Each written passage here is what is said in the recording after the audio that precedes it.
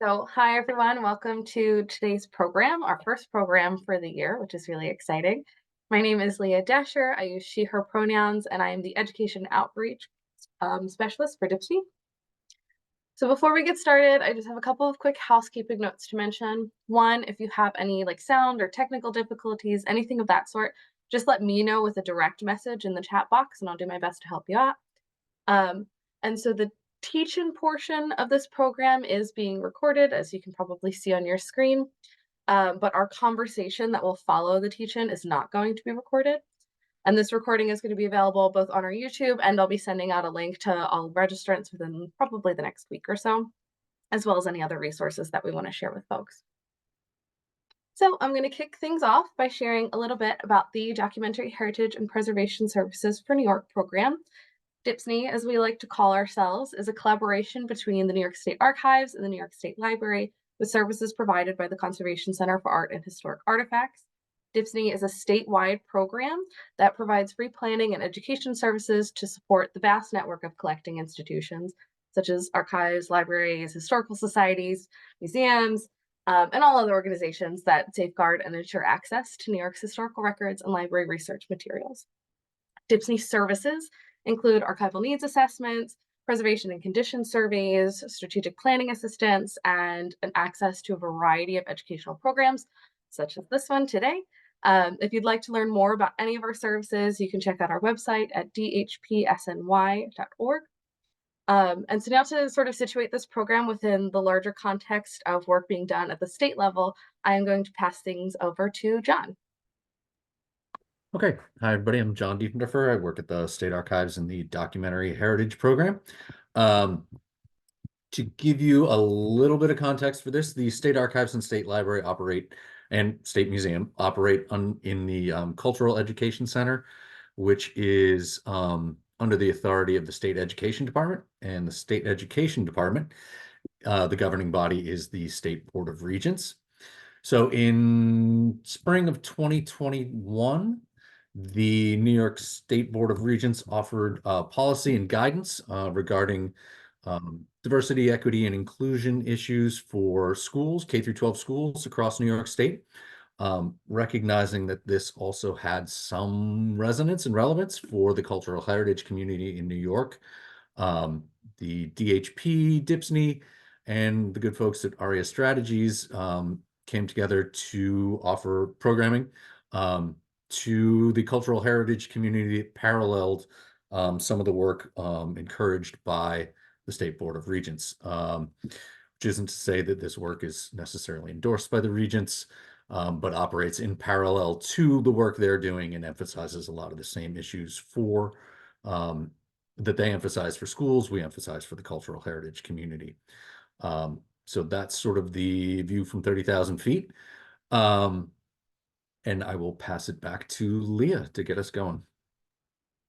Thank you, John.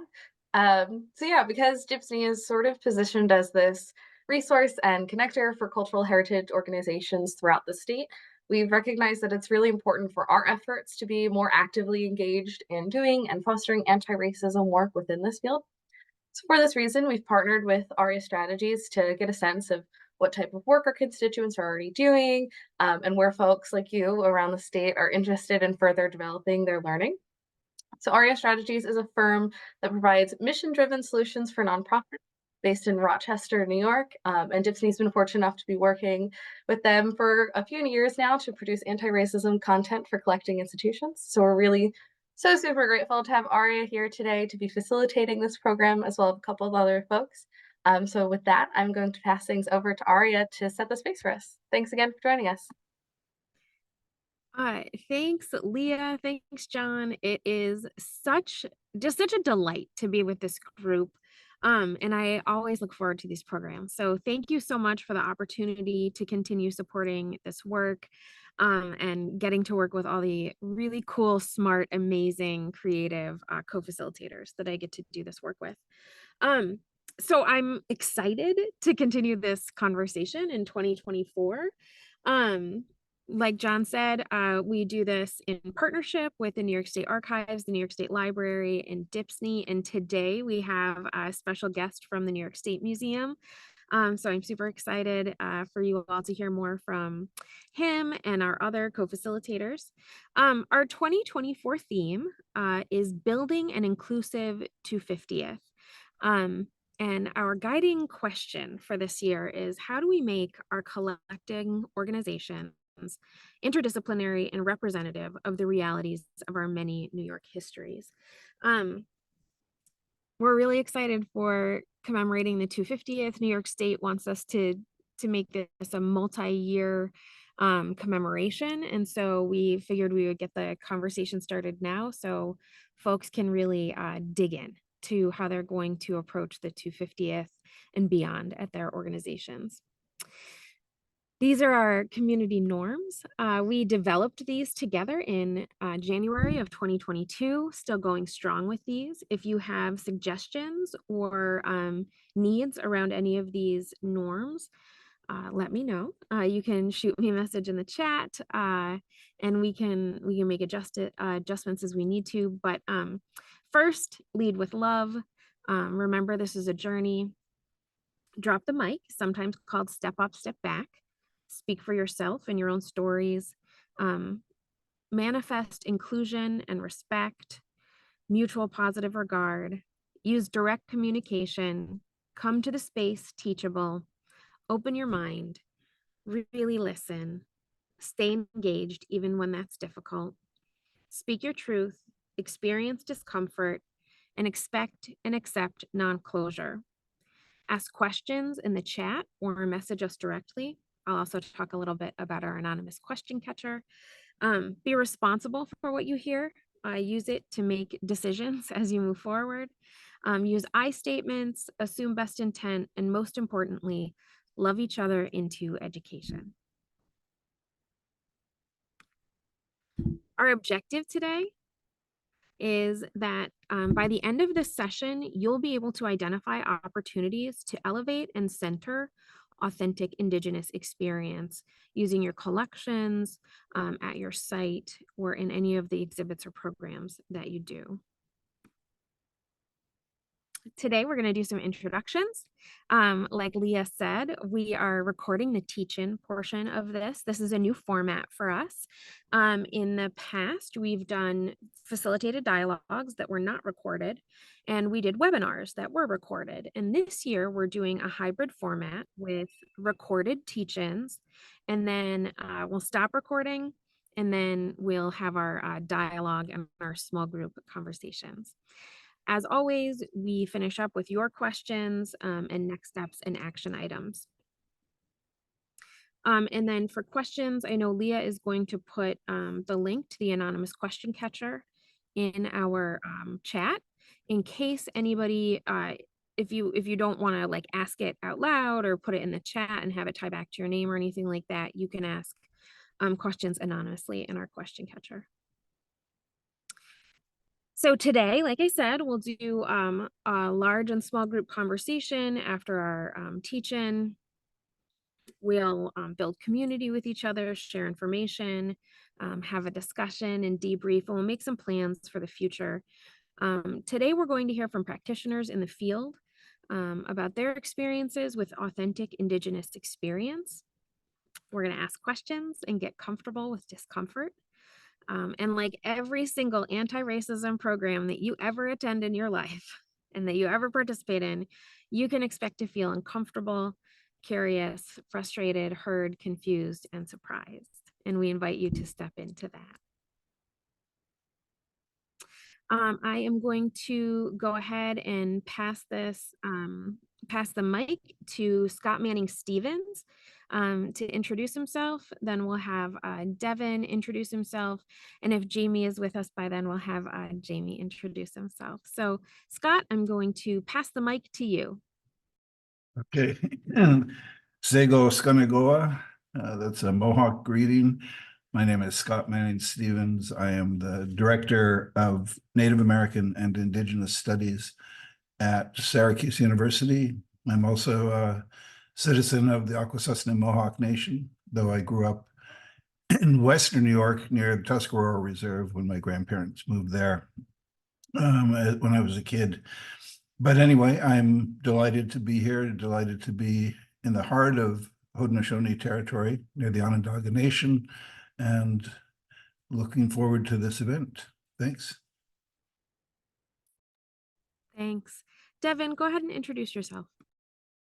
Hello, my name is Devin Lander. I'm the New York State historian at the State Museum in Albany, colleagues with John and the team in the archives and library. We're all in the same building.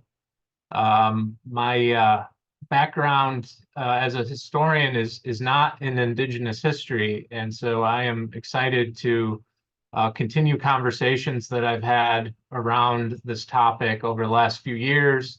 I've learned a ton. I continue to learn.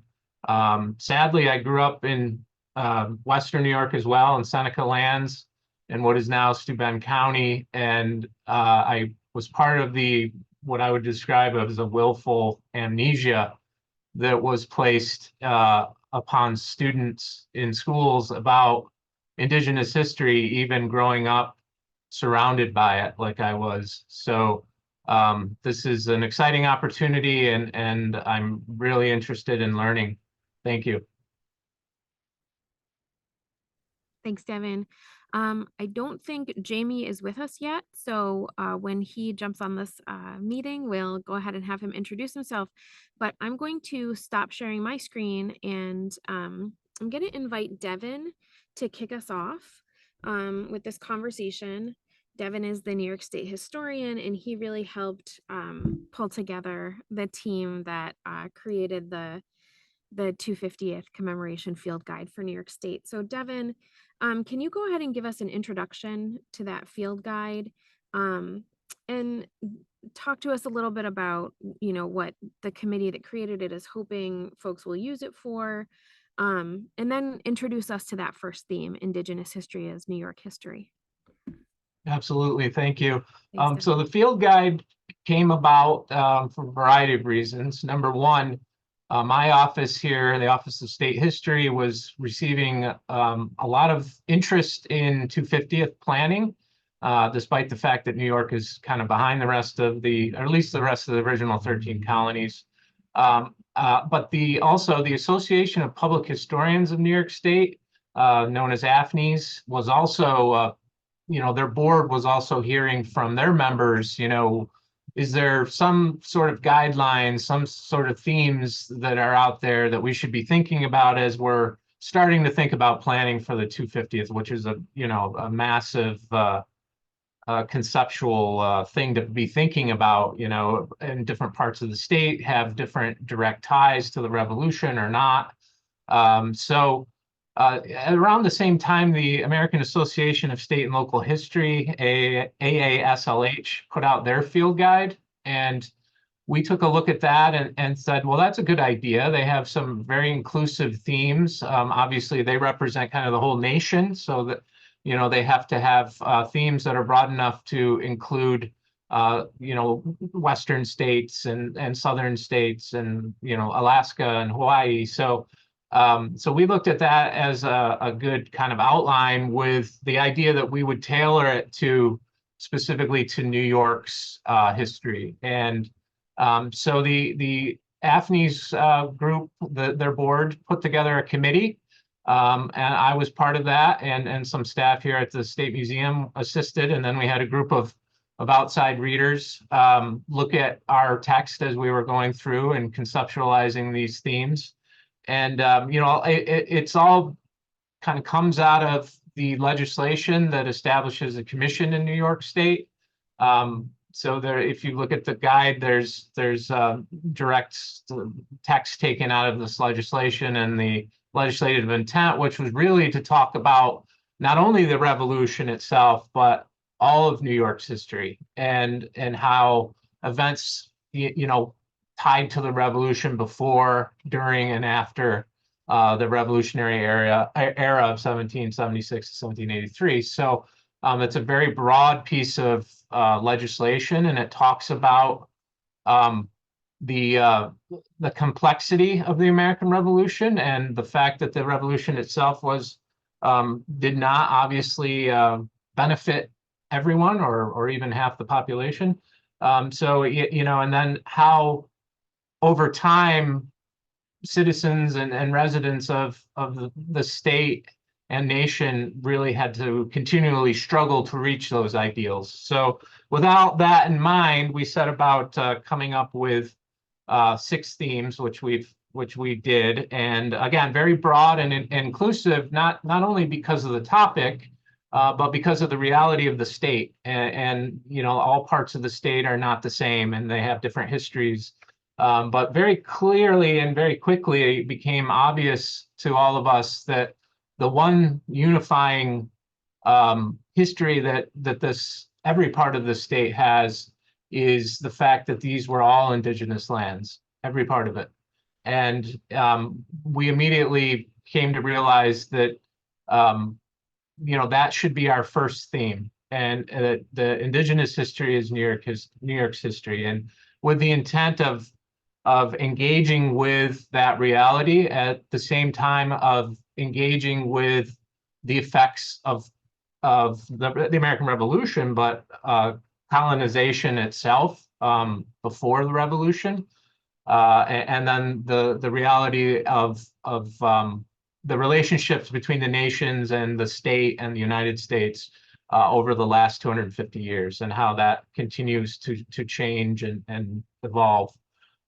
So that's the background story of where this came from, with the intent of adding these themes as guiding suggestions. It's not like we're forcing organizations or local historians to abide by them, but they're ways to kind of think about you know, this commemoration. We call it commemoration as opposed to a celebration, right? Like that's a big part of all of this, is understanding that it's something that, you know, we need to talk about, and it needs to be commemorated, but you know, we're not necessarily interested in celebratory activities. We're really interested in telling as authentic a story as we can say. And before I stop, I pass it on to Scott, who will have, you know, much more wisdom than I do. But the idea of the authentic indigenous perspective is something that I became aware of from Michael Galvin, who is the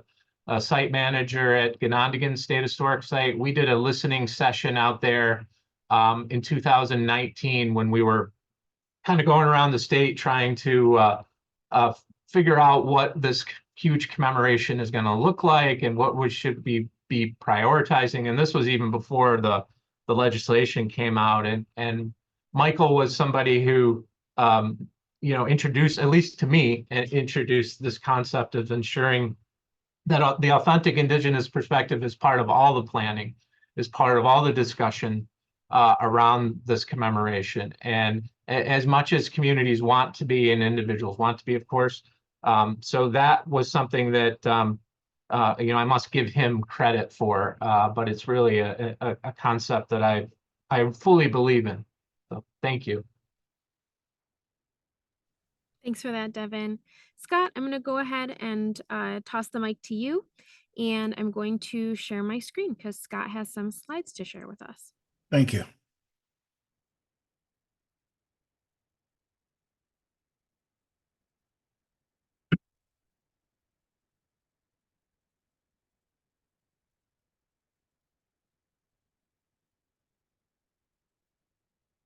Yeah, can we do it as a slideshow from the beginning? Yeah. Thank you. So I thought if we're going to kind of ground this notion on New York State's history is indigenous history, then I kind of think that one of the things I do in class with my undergraduates is helpful, which is to ask them where they are, you know, and what their sense of place is, no matter where they're from, and think of who were the original inhabitants of that territory. So if we're talking about New York State itself, right, to think not only that, yes, we have 10 federally recognized Native American reservations in the state of New York, which is a surprise to many people, but those aren't the only native territories. The entire state, of course, was indigenous at one point. And so if you see on this map of northeastern native nations, you can see inside of the lines of New York State, the Seneca, Cayuga, Onondaga, Oneida, Mohawk, and then, of course, the Tuscarora, much further south at the bottom of that screen, another Iroquoian people that, defeated by the British in 1711, joined the Haudenosaunee Confederacy in New York, what becomes New York State. But before that is our territory, our homeland, our Confederacy. And just if you look at that map to see all of those native nations, and then also realize at the same time how few of them have reservations extant today, right? The Haudenosaunee are different in that sense, in that we do have 8 reservations in the state of New York, and then several others in Canada, another in Wisconsin, and one as far away as Oklahoma.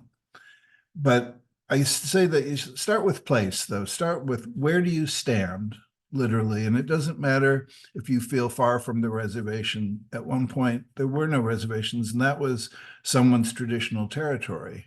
And so ask yourselves and ask your students or participants, who was here first, and where are their descendants now? And sometimes their descendants are across the country. Sometimes they're on reservations, or they're in Canada. And sometimes they're completely extinct, depending on the fate of that nation. So I guess place is where I start, and then inhabitation and what that history is, so that we don't, we get out of the habit of thought of Indian country as somewhere else. Indian country is here. It's everywhere. And Native people in this state in particular have an enduring presence, unlike many of the other states around us, say Vermont, New Hampshire, Pennsylvania, New Jersey, Delaware, Ohio. None of those states have federally recognized reservations. And then Massachusetts, Rhode Island, and Connecticut only have reservations since the 90s that were re-recognized, though the people were always there. So those histories, they're complex, and part of it, if we could go on to the next slide, I think, one of the things of interest to me is the way we conceive of the shape of the state. That, remember, before the American Revolution, the Haudenosaunee Confederacy was largely intact.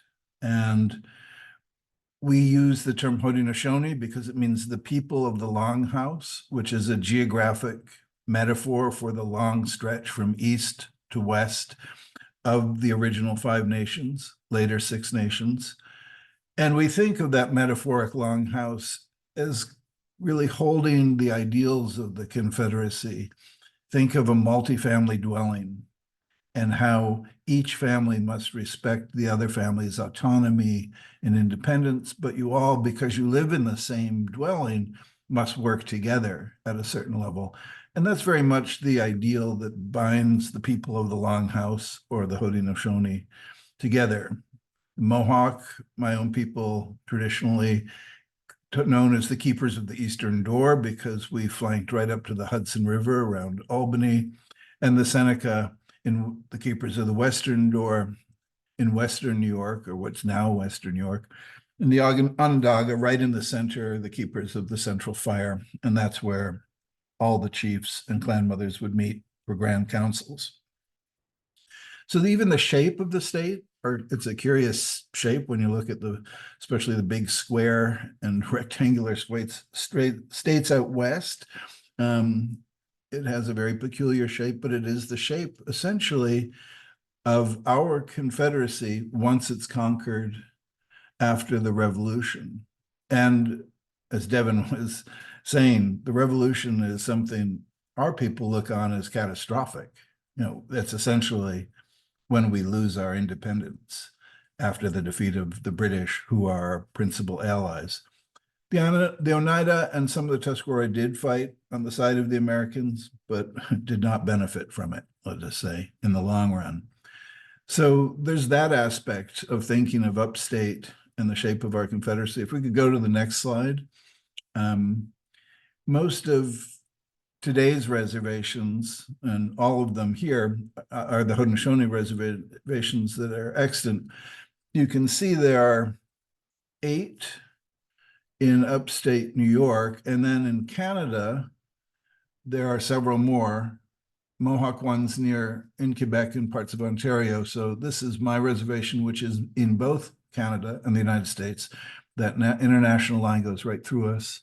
But there's Ganasatake, Ganawage, Yandanega, Wata. Those are all Mohawk reservations, though our traditional home territory is the Mohawk River. But part of our siding with the British during the Revolution means that the majority of our people now live on the other side of that border in Canada. There are 4 Seneca reservations. 3 are listed here. One is very tiny and it doesn't have a permanent population, but it is a reservation called Oil Springs, where my cursor is. Tuscarora Nation, the Onondaga Nation, just south of Syracuse, and the Oneida Nation. Then you have Oneida of the Thames. You have an Oneida Nation in Wisconsin. You have 6 nations, all 6 nations in Brantford, Ontario region. So again, I think that map can be a surprise to a lot of New York Staters. And just knowing that this is today's map, this isn't talking about, a long, long time ago. This is how we are living today. If we could go to the next slide. Remember, most of the part, which was the colony of New York at the beginning of the Revolution, was the former homelands and the traditional territory of the Lenni Lenape, or what we call collectively as Lenapehoking, which is the name of their country. And here the different color shades of green indicate different distinct dialects that were linguistically similar. And then you have the regional names of different communities, Wappinger, Sinish, etc. So you have that part of New York State history, which is different. It's mostly Algonquian-speaking people, not Iroquoian. You have the Mohicans on mostly the eastern shore of the Hudson River, and Lenape people more on the western shore. And then, of course, Long Island, if we could go to the next slide, is different altogether. And that's where the other 2 of the 10 federally recognized Native reservations are: the Puspatuck Indian Reservation on Long Island and the Shinnecock Indian Nation on Long Island. There are some of the traditional names of places and peoples that lived there that are no longer represented by reservations. So you have 3 distinct areas. You have upstate from Albany west and north, you have the Hudson Valley, and then you have Long Island and metropolitan New York area, which are kind of Lenape and then other Algonquian-speaking peoples on the seaboard. So that is the first thing I like to do, is just try to orient people to where we are. Think of, as I said, remember there's a difference between space and place. Space is abstract when we talk about square footage, square miles, hectares, but place is somewhere significant to us. Place is where we have an individual relationship. And so I would start, no matter whether you're Native or not, with what is the place you live in and what's its long history before settlers. I think that's where, did I have another slide? I don't recall, but I think that's where I stopped. Yeah. Thank you. Thanks, Scott. Our other co-facilitator isn't able to make it right now. So I just wanted to, before we close out the teach-in portion, Jamie was gonna talk a little bit about the relationship between Indigenous communities and collecting organizations and the people who work in them. I don't want to speak for him. I just want to say that when he's able to join us, we'll add that into our conversation as well. And I know some people will remember from our 2023 programming that we had a really wonderful long conversation with some folks from the Iroquois Museum in Howe, New York, and also folks from Amerinda about the relationships and reciprocity between our white-led organizations and the Indigenous communities around us.